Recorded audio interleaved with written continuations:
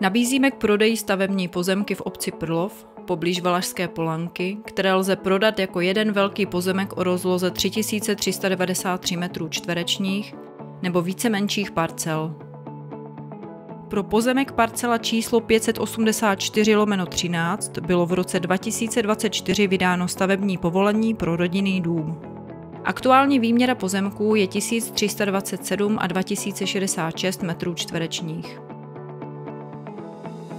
Spojení s pozemkem zajišťuje nefrekventovaná účelová pozemní komunikace, vedoucí přímo kolem horní hranice parcel. Prodejna potravin a autobusová zastávka se nachází 5 minut chůze od pozemku. Pozemek se nachází ve Zlínském kraji, 11 minut od Vizovic, 15 minut od Vsetína a 23 minut od Zlína.